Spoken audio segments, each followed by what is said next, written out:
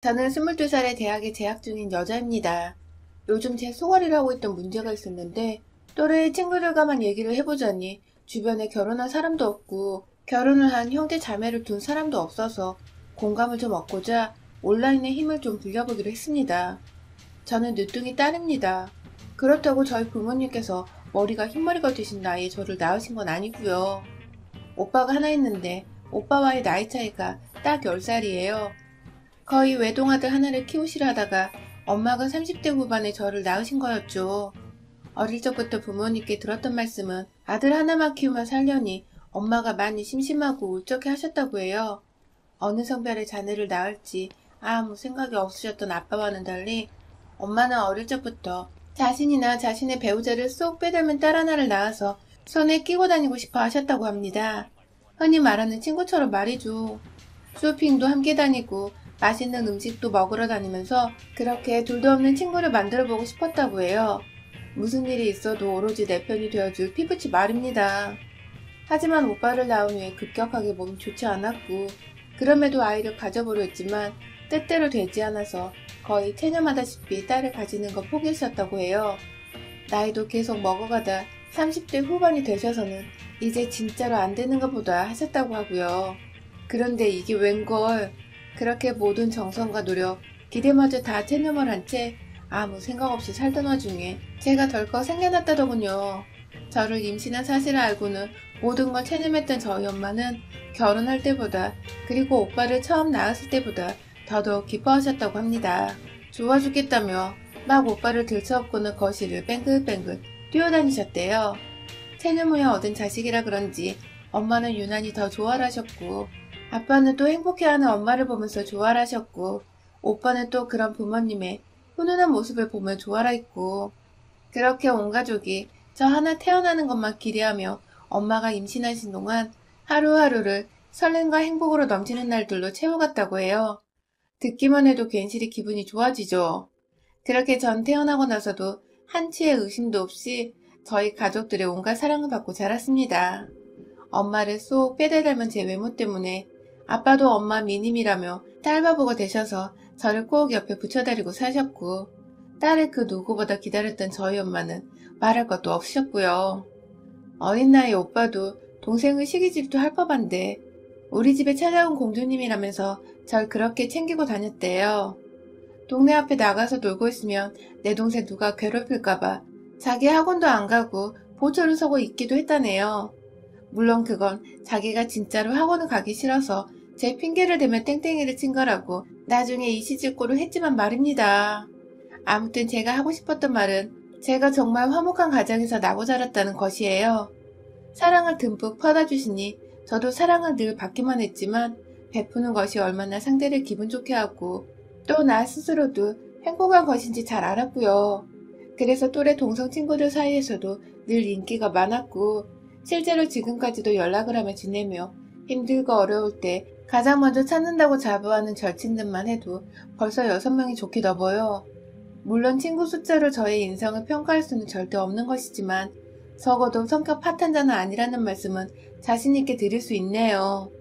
고민 걱정이라고 할 것이 딱히 없었고 덕분에 학업에만 열중하면서 원하는 대학도 진학을 할 수 있었고 대학에 와서도 좋은 사람들 만나며 조금씩 제 꿈을 키워나갈 준비를 열심히 했습니다. 이제는 평범한 주변 또래들처럼 취업 고민도 슬슬 하기 시작했고 스펙의 압박을 받고는 있지만 지금껏 해온 것처럼 내 위치에서 꼼수 부리지 않고 내 일에 묵묵히 최선을 다하면 되지 않을까 싶어요. 하지만 최근 들어 이런 논리가 전혀 맞지 않는다는 생각이 들기 시작하더군요. 바로 결혼한 저희 오빠의 와이프, 제 새언니 때문입니다. 저희 오빠는 1년 전에 오빠의 친구가 주선한 소개팅을 통해서 지금의 새언니를 만났어요. 그 당시가 벌써 30이 넘었던 때이고 오빠는 진작부터 대학을 졸업하고 취업을 한 상태여서 재정적인 것부터 시작해 모든 게 다 안정권에 접어들었을 때였는데 유일하게 옆에 결혼할 사람이 없다는 게 흠이었던 때였어요.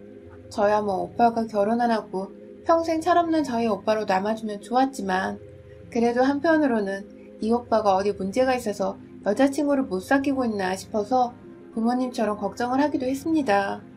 오빠 스스로도 이제는 결혼을 해서 부모님처럼 행복하고 화목한 가정을 꾸려보고 싶다는 로망을 품고 있기도 했었는데 그런 와중에 새언니를 만나게 된 것이었죠. 결혼을 하고 싶다는 아주 적절한 타이밍의 말입니다. 그렇게 만난 두 사람은 연애를 하며 곧장 결혼을 준비했고 결국 진짜로 결혼에 골인을 했어요. 만약 오빠가 더 어릴 적에 결혼 생각이 없었을 때의 새언니를 만났더라면 진짜로 결혼까지 갔을까 싶을 만큼 제 눈에나 저희 부모님 눈에나 참 발랑까진 여자였지만 오빠는 그저 결혼에 눈이 멀었고 또 오랜 기간 연애를 못해서 여자가 그리웠던 것 같습니다. 제가 새언니를 발랑까진 여자라고 표현한 이유는 아니 글쎄 처음으로 저희 부모님이나 저나 새언니를 만나던 자리에 새언니가 1시간이나 지각을 한 겁니다.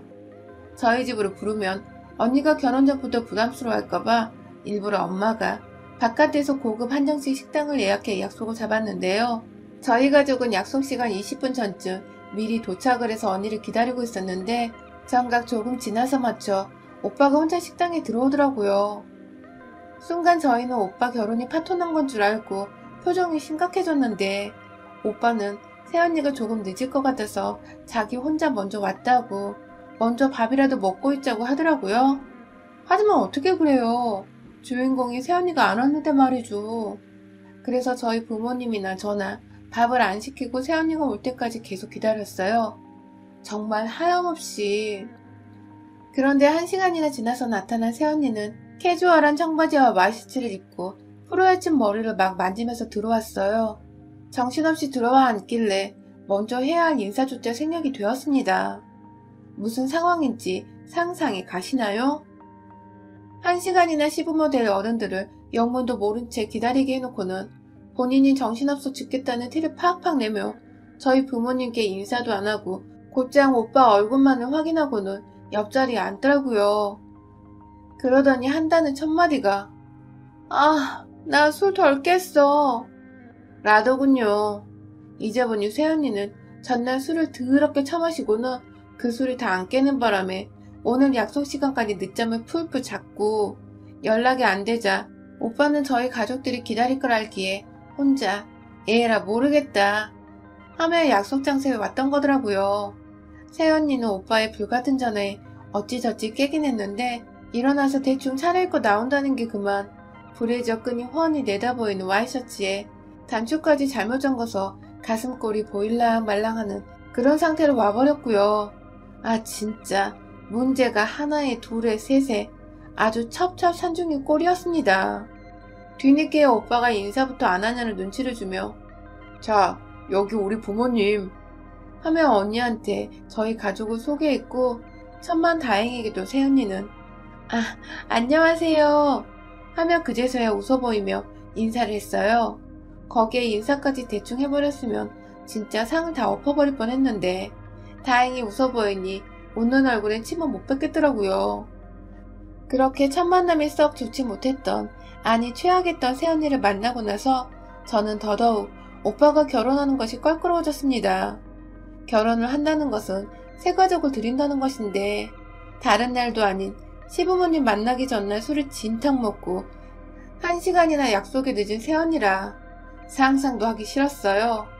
그래도 오빠가 가족들 눈치가 보였는지 다들 불러 모아서 말을 하더라고요. 전날 직장에서 억지로 회식을 하며 술을 마셔서 그랬다고. 그래서 약속이 늦은 거라고 말이죠. 저희 오빠가 거짓말을 잘 못해요.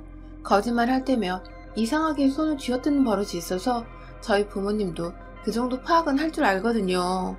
새언니 얘기를 할 때 어찌나 손을 쥐어뜯던지 단번에 그게 거짓말인 줄은 알았지만 무슨 사정이 있겠거니 하면서 모른 척 하기로 했습니다. 오빠가 새언니를 많이 좋아하는 것 같아서 저도 오빠 인생이라 생각하며 좀 더 새언니를 새 가족으로 받아들이기 위해 마음가짐을 했죠. 가족으로 들어오며 문제 일으키지 않고 기존에 우리 가족들이 그랬던 것처럼 정말 화목하게 잘 살고 싶었으니까요. 그 오빠는 결혼을 했고 분가를 했습니다. 새언니는 오빠보다 5살이 어린데요. 어디 오빠 회사 근처에 있는 중견기업의 비서로 일을 하고 있다고 하더군요. 둘 다 직장 위치가 비슷했던지라 신혼집은 직장 근처로 구하는 바람에 저희 집과는 거리가 제법 멀어졌어요. 그래봤자 같은 서울 아니지만 한강을 사이에 둔 강북과 강남의 차이니 옆 동네 드나들듯 쉽게 왔다 갔다 할 거리는 아니었죠. 신혼집은 저희 집에서 사줬습니다. 정확히는 저희 아버지가 할아버지 할머니한테서 받은 유산과 오빠가 약간의 대출을 껴서 집을 샀고요. 새언니는 집 사줘서 고맙다며 시집 올 때 애다님으로 해오려고 했지만 엄마가 요즘 세상에 뭘 그런 걸 하냐며 간단히 생략을 했고, 다만 그 돈으로 차라리 결혼식에 오는 손님들께 드릴 선물 같은 걸 준비하면 어떻겠냐고 해서 새언니랑 오빠는 가격이 좀 있는 한가와 떡 세트를 준비한 걸로 알고 있어요. 기존 애다님으로 준비하려던 것에 비하면 반도 안 되는 턱없는 저렴한 선물에 엄마가 결혼식 당일 당황하긴 하셨지만 요즘 젊은 애들한테 이러쿵 저러쿵 하는 건 실례라며 가만히 계셨죠. 그러니까 결론은 우리는 집도 해갖고 그 안에 있는 살림살이까지 다 준비를 했는데 새언니는 본인이 쓰고 싶은 침대가 있었다면서 신혼집 침대 하나와 결혼식 때 답례표 외에는 결혼하는데 어떤 돈도 들이지 않았다는 겁니다. 네, 여기까지도 제가 이해를 할 수가 있어요. 다른 돈은 저희 엄마가 안 받아도 된다고 미리 말을 했었으니까요. 하지만 이 정도로 시댁에서 뭔가 많이 해줬다면 적어도 새언니도 그만한 감사함이나 최소한의 도리는 지켜야 하는 게 아닌가요? 하지만 새언니는 전혀 그렇지 않았어요. 아니, 오히려 시댁에서 가장 만만한 저를 물고 늘어지더라고요. 결혼하고 나서 엄마는 새언니가 부담스러워할까봐 일체 전화를 하지 않으셨어요. 오빠가 먼저 안부 전화를 자주 하기도 했고, 그래서 딱히 새언니한테 뭔가 연락할 거리도 없었죠. 그렇게 그날도 평소처럼 오빠가 출근하고 점심시간에 엄마한테 안부 전화를 걸어서 엄마는 뭐 잘 지낸다, 결혼생활 어떠냐 하며 즐거운 모자간의 대화를 주고받았고, 전화를 딱 끊었는데 곧장 새언니한테서 전화가 왔어요. 저는 그걸 옆에 있었기에 다 듣고 있었고요. 엄마는 며느리다 하면서 기분 좋게 전화를 받았고, 왜인지 어른인 엄마가 먼저 막 안부를 묻고 있더라고요. 그러더니 이내 아주 기분이 우울하고 침울한 표정으로 알겠다는 말과 함께 전화를 끊으셨어요. 표정에서 감이 도저히 안 와. 무슨 일이냐고 막 엄마한테 보채 물으니 엄마가 시어머니 되기 참 힘드네 하시더라고요. 무슨 소리인 거 아니? 글쎄 새언니가 저희 엄마한테 전화를 해서는 대뜸 안부 인사고 뭐고 그냥 말이 없더래요. 그래서 엄마가 어색함을 없애려고 막 안부를 물어보니 그제서야 한다는 말이 방금 자기 남편이랑 통화했냐고, 맨날 하냐고 하면서 한숨을 푹 쉬고는 어머니한테 마마보이 소리 듣게 하기 싫으시면 통화 좀 그만하세요. 이제 결혼한 남자예요. 하며 기분 나쁘다는 쓴웃음을 짓곤 전화를 끊었다더군요. 엄마가 알겠다는 대답을 하는 그 와중에 전화를 끊었대요. 진짜 그 순간 어찌나 화가 나던지, 아니 엄마가 며느리한테 안부 인사를 하라고 억지로 전화를 강요한 것도 대리 효도를 시키는 것도 아니고 아들이 엄마한테 와이프 없는 회사 점심시간에 잠깐 전화를 한 것 가지고 마마보이 어쩌고 하면서 통화 좀 그만하라고 하다니 이게 무슨 버릇없는 경우냐고요. 화가 나서 오빠한테 곧장 전화를 하려는데 엄마가 절 막았어요. 이제 결혼한 신혼부부라서 이런 사소한 것들이 문제가 될 수 있다며 오빠 부부를 그냥 내버려두라고 하더군요. 어처구니 없는 소리를 며느리한테 듣고서 아무 말도 하소연도 못하고 그냥 혼자 꿍쳐두시겠다는 우리 엄마. 정말 그 순간 새언니의 주둥이를 틀어막고 싶었지만 저도 참았습니다. 엄마가 하지 말라니까요. 이런 식으로 문제는 몇 달간 계속 이어져 왔어요. 당연히 가족 간의 왕래가 전혀 없었고요. 엄마가 오빠 전화를 안 받으니 오빠도 점점 전화를 뜸하게 했고 엄마는 혼자 소거리를 하시던 와중에 새언니가 오빠랑 함께 집에 찾아왔는데요.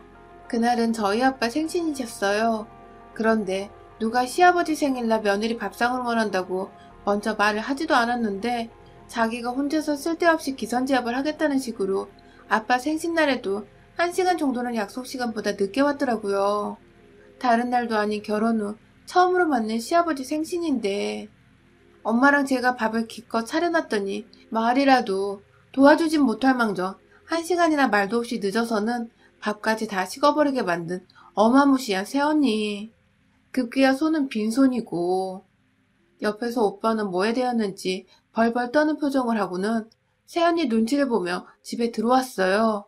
결국 그날 생일 케이크에 촛불을 부는 건 고사하고 새언니의 뾰루통한 표정 때문에 온 가족이 새언니 눈치를 보다 저는 결국 자리에서 먼저 일어났고 엄마와 아빠는 끝까지 분위기를 띄워보겠다며 되도 않는 농담을 던지고 웃어 보이다가 결국 새언니가 밥 다 드셨으면 가보겠다는 말을 남기곤 자리에서 일어나자 아빠는 무안해하며 그제서야 기분이 상하셨는지 그래 가라 라는 말씀을 남기곤 방 안으로 들어가시더군요.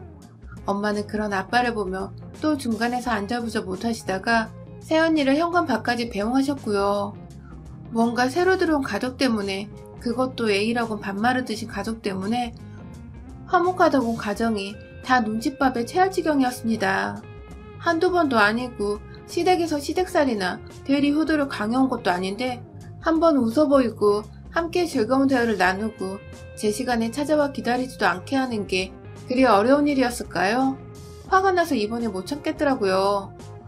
오빠한테 바로 문자를 보냈습니다. 도대체 우리 가족이 뭘 그렇게 잘못했냐고. 저번에 전화하지 말라는 전화부터 시작해서 다른 날도 아닌 시아버지 생신날 혼자 굳은 표정으로 앉아있으면 어느 누가 식사 자리를 마음껏 즐길 수 있냐면서 오빠는 우리 집에서 그렇게 보고 배웠냐고 막 따졌습니다. 운전하고 있는 중이었는지 오빠는 답장이 없었어요. 그리고 나서 30분 뒤 오빠한테서 전화가 왔습니다. 저는 아직도 화가 풀리지 않았던 상황인지라 씩씩거리며 전화를 받았는데요. 아니 이건 오빠가 아니라 새언니더라고요. 뭘 잘했다고 저보다 더 씩씩거리며 전화를 해서는 네가 뭔데 내가 전화를 받지 말라 했다 뭐라 하며 그걸 고자질하냐고. 이거 완전 인성 쓰레기년 아니냐고. 신우이한테 년이란 말까지 붙여가며 막말하던 새언니. 급기야 너네 엄마가 너한테 말한 걸 니네 오빠한테 또 꼰지는 거냐며. 너나 니네 엄마나 입에 걸레인 건 딱 모녀네 하면서 급기야 저희 엄마를 욕보이시고 자기 시어머니한테 너네 엄마라고 칭하면서 선을 넘어버리더라고요. 아, 순간 제가 도저히 못 참겠어서 야 이년아 너 어디야? 하면서 괴성을 질렀고 그 바람에 밖에서 부모님이 놀라 제 방으로 오셨는데 제가 씩씩거리면서 옷을 입고 걸쳐입고는 집 밖으로 나왔습니다. 너 거기 딱 기다려. 내가 니년 잡으러 간다. 하는 말과 함께 택시 타고 오빠네 집 가려고 카카오 택시까지 부르며 아파트 1층 현관 밖을 나가는 그때 그 순간 지하 주차장에서 아파트 단지 밖으로 나오는 그 입구에 익숙한 차 한 대가 서 있더라고요. 그리고 그 옆엔 익숙한 실루엣의 남자가 여자랑 말싸움을 하고 있었어요.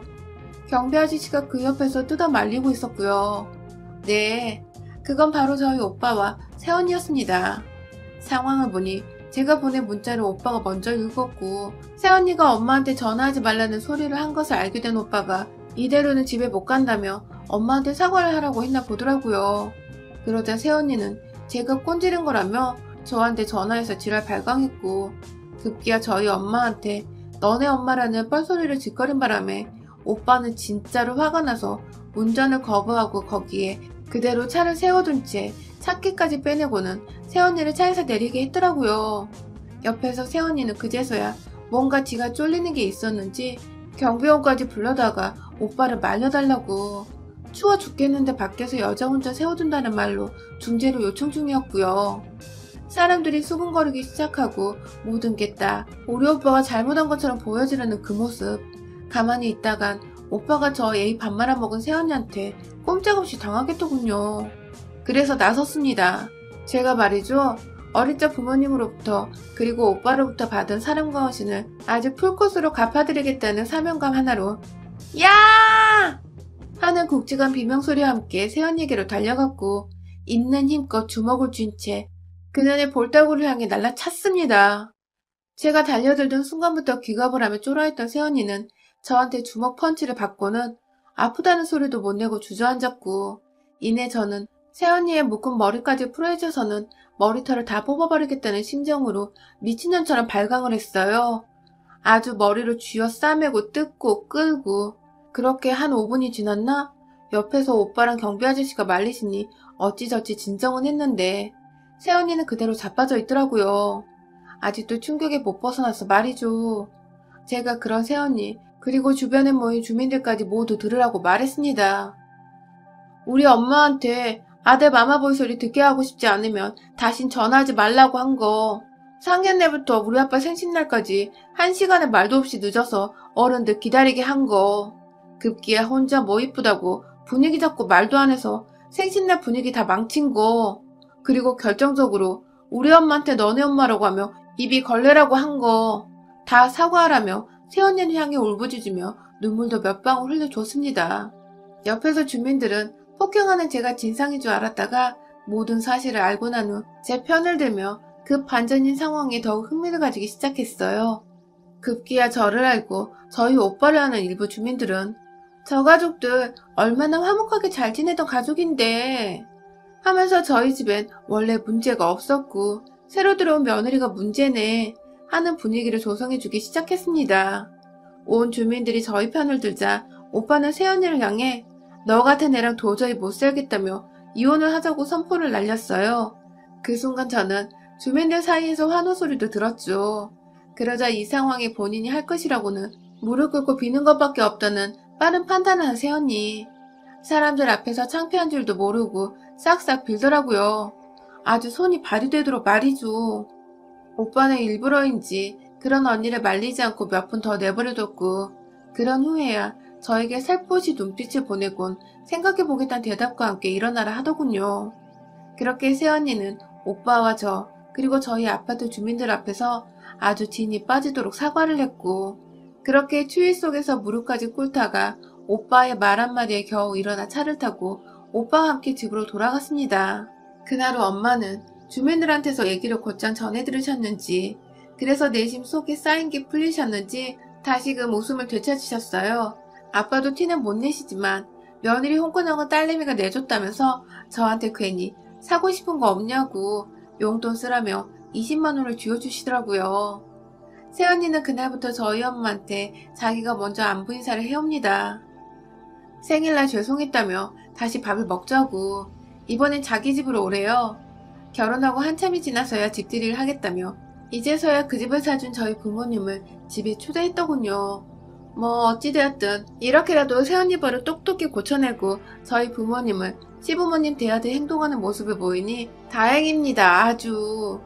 언제든지 이혼하고 혼자 팽당하게 만들 수 있다는 걸 아는지 새언니는 이제 완전히 전과 다른 사람이 되어 저희 집에 살뜰하게 자랍니다. 오빠도 이제는 알아서 먼저 새언니가 또 이상한 말 한 거 없냐고 엄마랑 저한테 전화를 해서 물어보고 있고요. 이런 관심과 갑작스러운 사랑이 부담스럽지만 뭐 당분간은 이런 대우를 좀 즐기면서 그간 새언니한테서 속 끓였던 거 조금이라도 보상을 받아보려고요. 그러게 처음부터 그냥 사람답게 가족답게 대했으면 주먹 맞고 사람들 앞에서 싹싹 빌 일은 없었을 것을. 우리 가족이면 가족답게 살자고요. 여러분의 생각은 댓글로 남겨주세요. 오늘도 시청해주셔서 정말 감사합니다.